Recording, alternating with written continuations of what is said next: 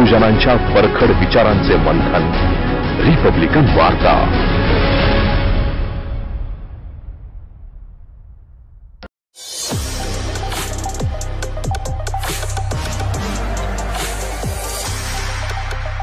दर्शको नमस्कार. आपण पाहत आहात रिपब्लिकन वार्ता, महाराष्ट्र सुपरफास्ट बातमीपत्र.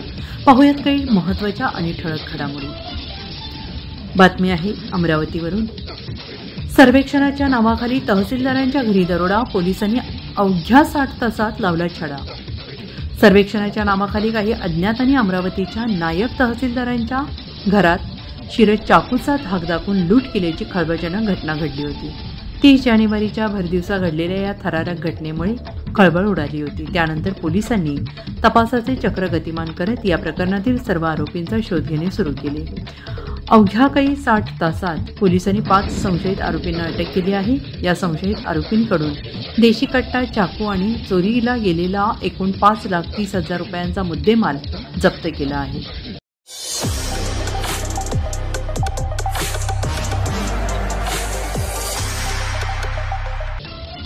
आपण वळतो आहोत पुढील बातमीकडे. बातमी आहे नाशिकमधून. भाजपामध्ये जाण्याच्या चर्चेवर छगन भुजबळ म्हणाले, मला कोणतीही ऑफर नाही. भाजपाकडून मला कोणतीही ऑफर नाही, अशी प्रतिक्रिया राष्ट्रवादी काँग्रेस अजित पवार गटाचे नेते आणि अन्न व नागरी पुरवठा मंत्री छगन भुजबळ यांनी अंजली दमानिया यांच्या दाव्यावर दिली आहे. यानंतर छगन भुजबळ भाजपाच्या वाटेवर असल्याच्या चर्चांना पूर्णविराम मिळालेला आहे.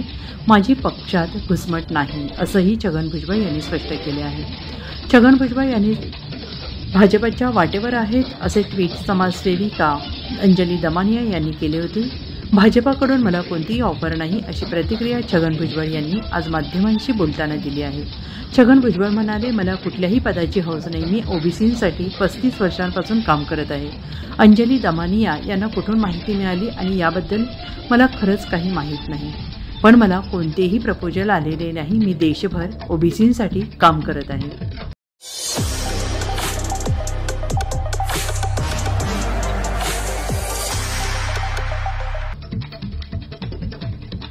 दर्शको, आपण वळतो आहोत पुढील बातमीकडे. बातमी आहे बुलढाण्यावरून. सागवान वृक्षाची अवैध वाहतूक करणाऱ्या बापलेकांना अटक. शासकीय जागेवरील मौल्यवान सागवान वृक्षांची अवैधपणे कत्तल करून त्याची विक्रीसाठी वाहतूक करणाऱ्या बापलेकांना अटक करण्यात आली आहे. ही कारवाई तुमसर तालुक्यातील मोठागाव इथं गोबरवाही पोलिसांनी केली. या कारवाईमध्ये त्यांच्याकडून 1 लाख रुपये किमतीचा सागवान लाकूडफाटा आणि वाहतुकीसाठी वापरण्यात आलेले वाहन पोलिसांनी जप्त केले आहे. सदानंद वाहने 50 आणि वीरेंद्र वाहने 27 राहणार मोठागाव असे पोलिसांनी अटक केलेल्या बापलेकांची नावं आहेत.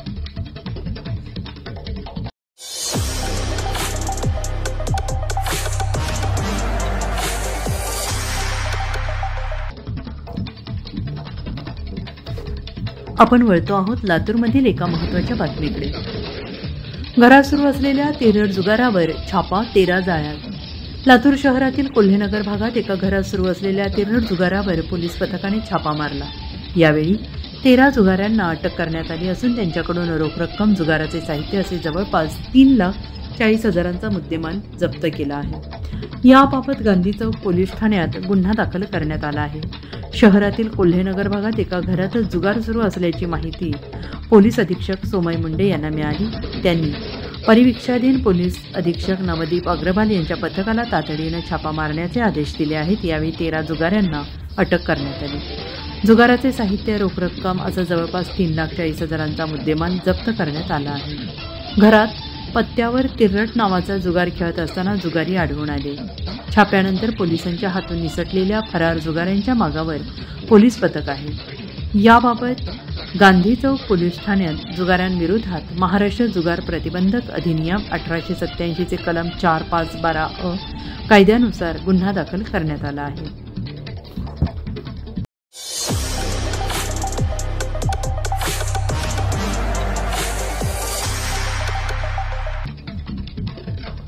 दर्शको, बातमी आहे ठाण्यामधून.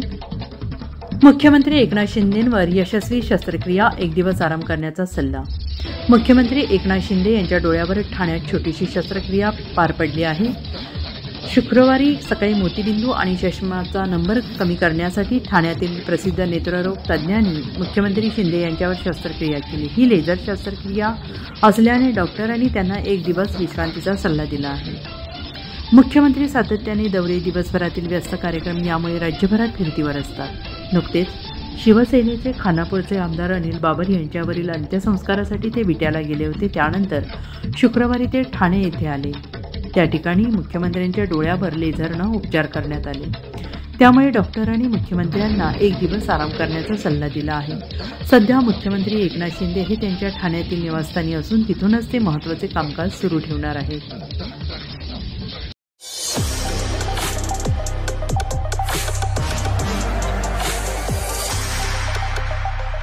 आपण पाहतोय पुढील बातमी आहे मुंबईमधून. आता इंडिया आघाडी शिल्लक राहिलेली नाही, प्रकाश आंबेडकरांचे मोठे विधान. देशात आगामी लोकसभा निवडणुकांचं बिगुल वाजू लागलेलं असताना दुसरीकडे इंडिया आघाडीच्या भवितव्याविषयी प्रश्नचिन्ह निर्माण झाले आहे.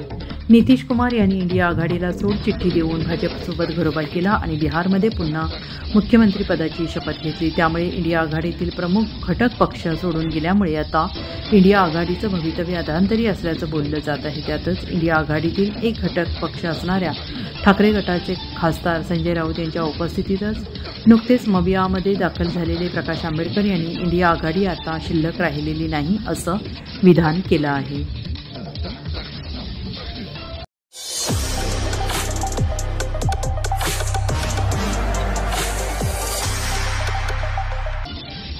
दर्शको, आपण वळतो आहोत जालनामधील एका महत्त्वाच्या बातमीकडे. मनोज जरांगे यांना 24 तास शासकीय सुरक्षा, 2 शस्त्रधारी पोलिसांची नियुक्ती. मराठा आरक्षण आंदोलनाचे नेते मनोज जरांगे पाटील यांच्या सुरक्षेसाठी 2 शस्त्रधारी पोलीस कर्मचारी नियुक्त करण्यात आले आहेत. राज्य गुप्त वार्ता विभागाच्या आदेशानुसार जरांगे पाटील यांना 24 तास सेवा देण्याची अंमलबजावणी शुक्रवारपासून जिल्हा पोलीस दलाच्या वतीनं केली जात आहे. मराठा आरक्षण आंदोलनासाठी मनोज जरांगे पाटील हे लढा देत आहेत. त्यांना पोलीस सुरक्षा पुरवण्याची मागणी सकल मराठा समाजाच्या वतीनं मुख्यमंत्री एकनाथ शिंदे यांच्याकडे करण्यात आली. त्यानुसार शुक्रवारपासून 2 शस्त्रधारी पोलीस कर्मचारी जरांगे पाटील यांच्या सुरक्षेसाठी नियुक्त करण्यात आल्याची माहिती गोंदी पोलीस ठाण्याचे सहाय्यक पोलीस निरीक्षक आशिष खांडेकर यांनी दिली.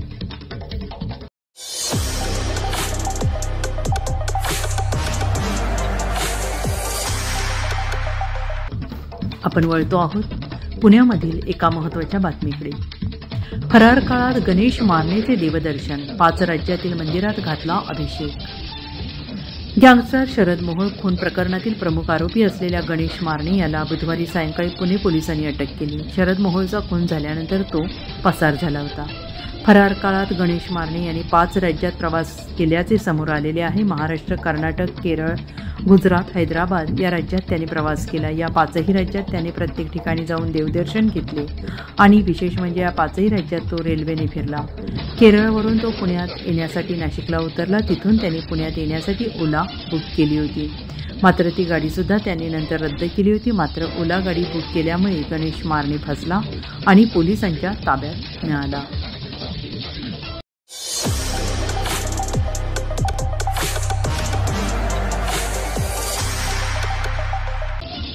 दर्शको, आपण एक पाहतोय उल्हासनगरमधली खळबळजनक बातमी. भाजप आमदाराचा शिंदे गटाच्या नेत्यावर गोळीबार, उल्हासनगरमध्ये खळबळ. भाजप आमदार गणपत गायकवाड यांनी शिवसेना शिंदे गटाचे कल्याण शहर प्रमुख महेश गायकवाड यांच्यावर अंदाधुंद गोळीबार केला. भर पोलीस ठाण्यात ही घटना घडली. भाजप आमदार गणपत गायकवाड यांनी शिवसेना शिंदे गटाचे शहर प्रमुख आणि माजी नगरसेवक महेश गायकवाड यांच्यावर गोळीबार केला. धक्कादायक बाब म्हणजे ही घटना थेट पोलीस स्टेशनमधील वरिष्ठ पोलीस निरीक्षकाच्या केबिनमध्ये गोळीबार केला असल्याची घटना घडली. महेश गायकवाड जखमी झालेले असून त्यांना रुग्णालयात उपचारासाठी दाखल करण्यात आले आहे. या घटनेने सध्या कल्याण उल्हासनगर शहरात तणावाचे वातावरण आहे.